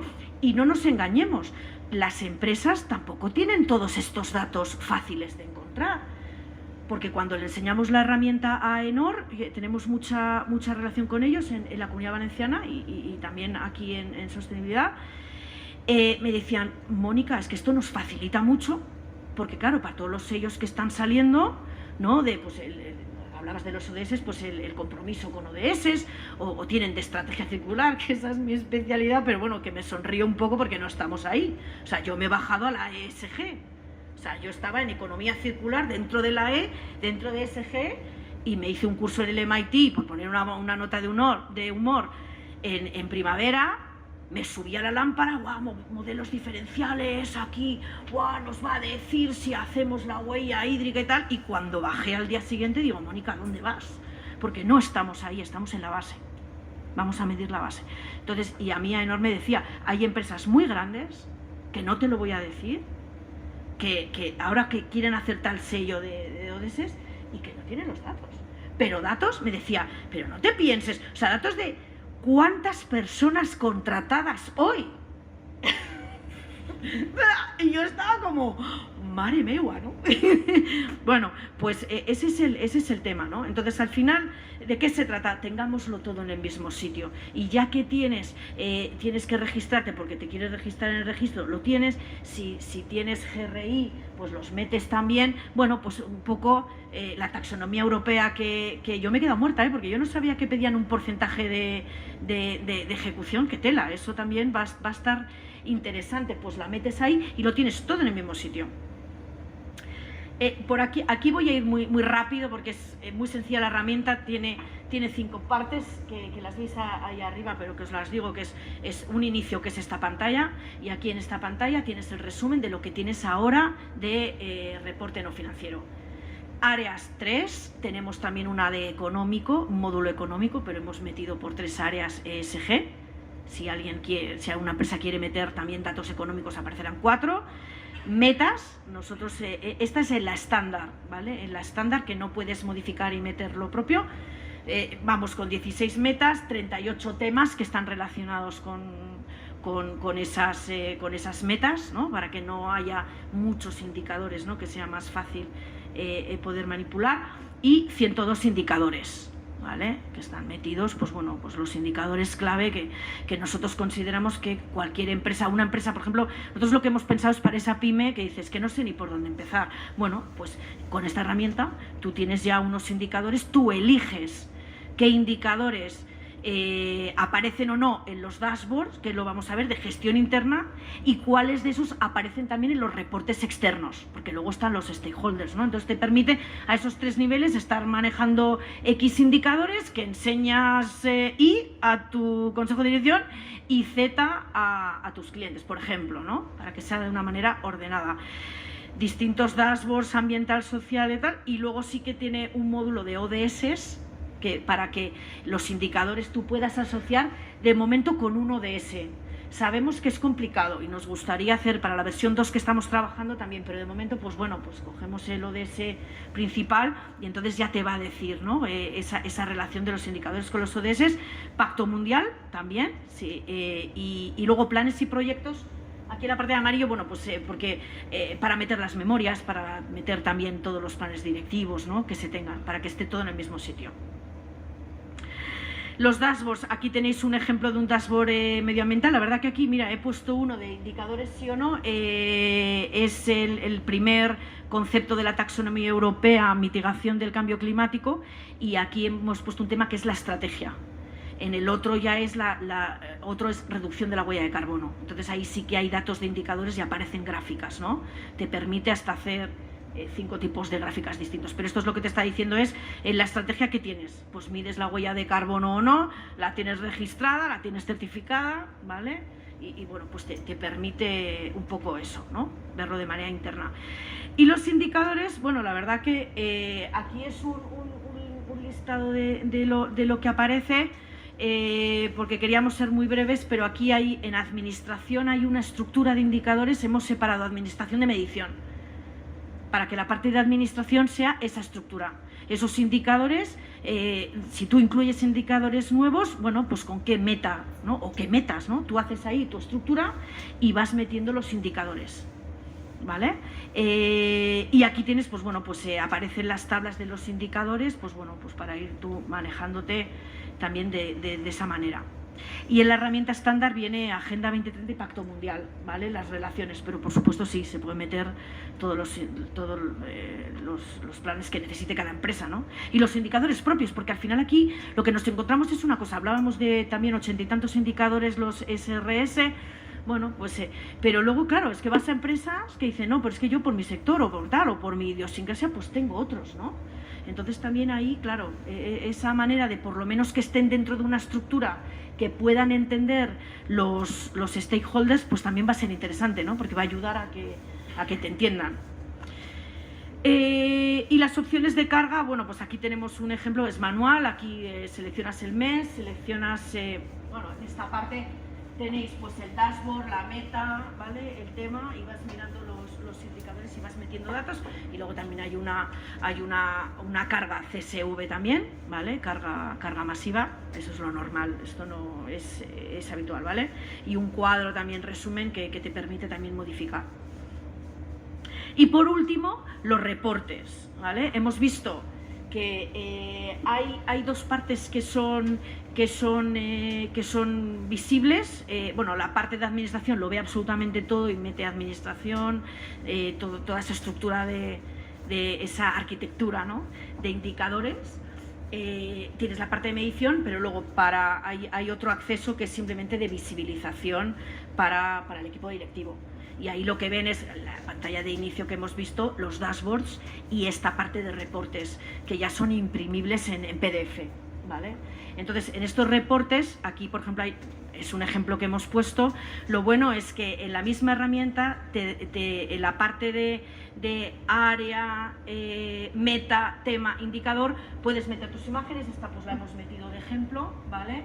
Entonces la misma herramienta te permite meter imágenes, te permite meter textos enriquecidos, ¿vale? Entonces, y luego pues toda la parte de abajo ya vienen las gráficas de indicadores que tú quieres. Entonces, lo que nos han dicho algunas pymes pequeñas, dicen, pues esto es mi memoria de sostenibilidad, porque al fin y al cabo, oye, y luego si hago un documento impreso, pero que igual ese es mi plan director, ¿no? O sea, pensemos que eso se encaja un poco más, o que tienen una estrategia 2025, o tienen una estrategia 2030, ¿no? Entonces tienen documentos, hay planes directivos de movilidad, en fin, o sea, tienen sus documentos, pero lo que es la memoria como tal de los indicadores, que es lo que te imprimes cuando tienes ya una reunión con un stakeholder, oye, pues te sirve, ¿no? Como ese tema, ¿no? Porque lo que hemos intentado, a ver, y ya voy a acabar en breve con esto, es llegar a todos los lados. El que es muy pequeño le vale con esta memoria de sostenibilidad, quien es más grande ya tendrá que meter sus estructuras de indicadores y hará su arquitectura, ¿vale? Y seguramente que habrá que modificar, actualizar a sus colores, en fin, ¿no? Y luego también hay otra opción que ya es, bueno, pues ya totalmente premium, que es incluso conexión con tu propio ERP, ¿vale? Esto también es friendly con Power BI, y esa ya es para empresas muy grandes, que dices, bueno, lo tengo aquí, pero lo tengo conectado, cargas, ¿sabes? Sincronizaciones, o incluso pues ese Power BI que no te tienes que andar imprimiendo PDFs, ¿no? Que ya te salen las presentaciones ya en PPT actualizadas, ¿no? Entonces, por eso, porque queremos llegar, pero muy pensando en el pequeño. O sea, ¿cómo podemos hacer algo muy sencillo para que cualquiera, porque los grandes se lo van a pedir? Entonces, es así. Luego, bueno, supongo que recibiréis esta información. Yo creo que los beneficios son claros. Al final es profesionalizar esta parte, ¿no? O sea, esta parte no financiera, data actualizada, es fácil. Eso sí que nos han dado ese feedback de que es muy sencilla, te ahorra tiempo, es flexible, transparencia, en fin, y acceso a la financiación, ¿no? esto es fácil de interpretar. Y lo que, bueno, la frase que nos gusta, ya para terminar, es que debemos pasar de contar cuentos, que también, o sea, pero por lo menos los vamos a complementar con mostrar cuentas, ¿no? Y eso es un poco lo que venimos a enseñar, y cualquier información ya con vosotros, pues, porque por deciros algo de cómo estamos trabajando, claro, hay tanto por hacer que estamos muy enfocados en asociaciones también incluso, ¿eh? Estamos ya hablando os hablaba de Kimakova, Fedakova, la Confederación de Alimentación, con Avepla del plástico, un poco porque, bueno, el parque tecnológico está probando ya la herramienta, ya estamos haciendo talleres porque quieren toda la parte de Paterna, que hay 2.000 empresas en la ciudad de Paterna, 2.000 empresas, porque hay 6 polígonos industriales, uno de ellos es el parque tecnológico. Entonces, sinceramente, como hay tanto por hacer, estamos yendo un poco más a las asociaciones, y además con la facilidad de decir, bueno, es que tú puedes, oye, pues podemos llegar a acuerdos especiales para que las empresas la tengan, y también trabajar con esa data integrada, que también es interesante, que ellos puedan saber de una manera anónima, pero sí agrupada, o asociaciones, bueno, pues como la vuestra, pues es interesante tener esos datos, ¿no? Entonces es un poco como lo estamos enfocando, pues para facilitar llegar al pequeño, ¿no? Pero bueno, utilizar todos los recursos asociacionales que tenemos. Así que eso es todo.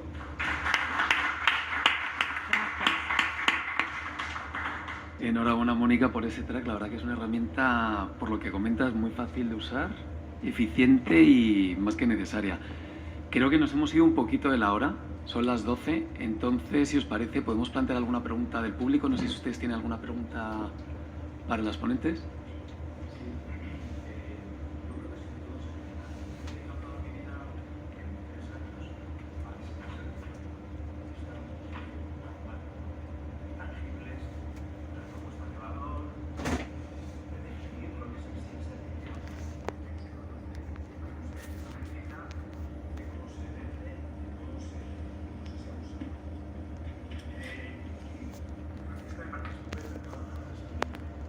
Y yo te diría que el objetivo que nos comentaba antes de los 6 objetivos, se ha desarrollado el año pasado se han desarrollado el objetivo de cambio climático, los 2 de cambio climático, mitigación y adaptación, pero ahora ya está desarrollado el de economía circular. Entonces, cada vez más, y muy relacionado con los de mitigación de cambio climático, las empresas estamos viendo que a los principales proveedores de los principales equipos les tenemos que pedir sí o sí trazabilidad de sus equipos, LCAs, o sea, ver toda, y EPDs en todos los productos. Entonces, una vez más, efecto tractor, y es que no puedo yo tener nada de acuerdo, alineado a la taxonomía, que vaya en contra del objetivo de economía circular. Entonces, es algo que está ya incorporado, está empezando. Es verdad que no, yo les estoy preguntando a mis proveedores, como os decía antes, 40 cosas. Les estoy valorando su sostenibilidad de acuerdo a 40 criterios. ¿Y utilizas criterios de economía circular? Pues sí. Y no tengo bueno, pues no, pero ahora mismo sí que les estoy exigiendo, estamos empezando a incluir dentro de nuestras licitaciones. Quiero saber cuál es tu Life Cycle Assessment, quiero saber cuál es tu EPD, y entonces ya es imparable. Así que efectivamente es muy importante, pero ya está recogido. Digo, no sé si ellos tienen... Yo, si me permites complementar lo que está diciendo Mónica, es que esa es la atracción. O sea, al final lo que estamos viendo es que obviamente cuando se trabaja con las empresas se busca el valor.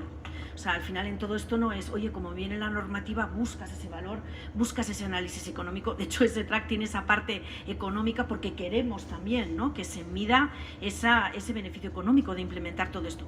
Pero la realidad, Manrique, es que la atracción son las grandes empresas. Y esto va a pasar porque ya está pasando. O sea, que realmente esa concienciación es que viene cuando vas a la reunión y te dicen, necesito que tú me demuestres esto. Y alguien a mí me dijo, y yo lo veo clarísimo, que esto es como los años 90, la calidad. Cuando empezaron la calidad, las grandes empresas tenían que implementarla y pedían a su cadena de valor. Con lo cual sí que es cierto que es así. O sea, vamos a tener que hacerlo más porque nos lo piden que porque nos concienciemos.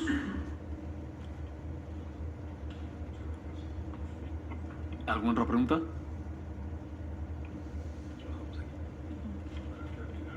Nada, nos va a dar las conclusiones y el cierre de esta jornada Ramón María Calduch, que es el presidente de AESAE. Buenos días, ya casi tardes. Desde la Asociación Española de Servicios Avanzados a la Empresa, lo primero ser agradecidos y, por lo tanto, dar las gracias a la Comisión Europea y a su portavoz, a Paula, que ha tenido la amabilidad de venir aquí a decirnos unas palabras de iniciativa. Bien, yo he estado haciendo unos cálculos. Normalmente nosotros en AESAE nunca hemos tenido, hasta hoy, ningún evento en el que hayan venido menos de 100 personas.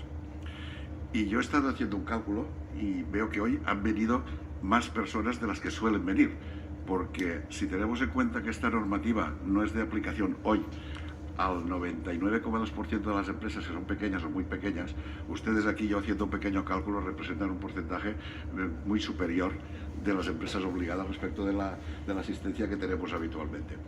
Dicho esto, también me siento muy cómodo. Bueno, me ha gustado lo de tu presentación, doctor, en el sentido de que te han presentado como doctorando industrial.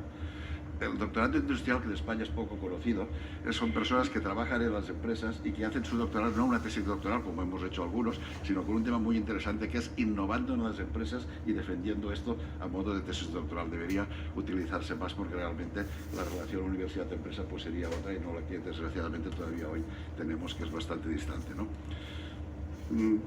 Yo quiero referirme a lo que ha explicado mi amigo Luis, que es un experto en prevención de blanqueo de capitales, aunque algunas veces cuando da conferencia ponen la flecha y el cartero y ponen prevención de blanqueo de capitales, y ahí es donde te encuentras, oyes, no, en prevención de blanqueo de capitales, no, blanqueo de capitales. Me acuerdo yo que blanqueo de capitales y se olvidaban de la palabra prevención, con lo cual, pues probablemente podía llevar alguna confusión. Bien, has acertado, no como abogado, sino por la idiosincrasia de este país. En este país las cosas se aprenden a bofetadas, es decir, a través de las inspecciones y de las grandes sanciones, ¿no? Esto lo hemos visto en la normativa de prevención de blanqueo de capitales, en la normativa de prevención de riesgos laborales, en la normativa de protección de datos. Mientras la inspección no actúa, pues hay una travesía del desierto hasta que es de aplicación, ¿no? Por lo tanto, para mí es muy importante las responsabilidades que has explicado de los administradores, las de las compañías también, de acuerdo con el 331 del Código Penal. Lo de la pérdida de reputación es importante y seguramente va a influir mucho el hecho de que se encarezca el crédito a los que no cumplan con la normativa, y también las posibles sanciones, incluso la responsabilidad penal, que no es una responsabilidad penal lo del compliance. El compliance en realidad significa que puedes tener dentro de la responsabilidad penal unos atenuantes, incluso en muchos casos un eximente, ¿no? Yo quería deciros, antes comentaba también con Mónica, que yo soy de Amposta, esto está en el Delta del Ebro. A los herederos, a los hijos de mi buen amigo Ricardo Cícer, que en paz descanse, después de decir, Valencia sois la cuarta productora de España. La gente se piensa por lo de las paellas, que es la primera, no. La primera es Sevilla, la primera es Extremadura, la segunda es Sevilla, la tercera el Delta del Ebro y la cuarta Valencia. Y después ya viene Huesca, que no sé qué hacen por allí, y los de Pals también en Gerona, que tampoco sé de dónde sacan el arroz. Os mencionó el Delta del Ebro. Bien, quiero decir que bueno, que sí que es verdad que este año ha habido problemas de producción de arroz en Sevilla, pero no en Extremadura, no en el Delta del Ebro tampoco. Bien, habéis hablado de una manera, como hemos dicho aquí, para expertos y para grandes empresas, de las diferentes cuestiones, de los estándares, de los reportes. A mí me ha sido muy útil y reconozco que antes de venir yo no tenía mucha idea sobre este tema. Sigo sin tener idea, pero a un nivel muy superior, con lo cual pues ya hemos avanzado en este sentido, ¿no? Hablabais de que falta la didáctica, a la administración siempre hay que criticarla, y además es verdad, a ver si se mueven un poco, ¿no? Efectivamente, las pequeñas y muy pequeñas empresas de esto no tienen idea, y me temo que algunas de las grandes, pues la gente sí, pero los consejos de administración tampoco se tienen las ideas tan claras como lo que habéis explicado hoy aquí, que me ha parecido fantástico por parte de todos los ponentes, ¿no? Para finalizar y no alargarlo, lo que quiero decir es que, Mónica, aparte del ímpetu que has puesto a tu presentación, me ha gustado mucho porque veo que simplifica las cosas, que las hace fáciles. Y yo digo, si además resulta que con el chat GPT, la inteligencia artificial generativa, yo puedo acceder a mi nube corporativa y le digo que me ponga los datos en este aplicativo que tú has dicho, no tengo que hacer nada. Y si encima luego me los presenta con un Power BI, pues ya es la hostia. Vengo aquí, doy una conferencia y quedo como Dios sin tener demasiado ya. Con lo cual... Ramón acaba de hacer un poco spoiler, porque no lo quería decir, pero estamos viendo cómo aplicar la inteligencia artificial a ese track para al final tener mucho más enriquecimiento de datos. Con lo cual, estimada compañera, te acaban de solucionar el problema, por decirlo de alguna manera. Faltaría el tema de la concienciación, que en este país siempre es, y perdón la expresión, a base de hostias, es decir, consecuencia de la inspección, y que el tiempo pues, nos irá aproximando.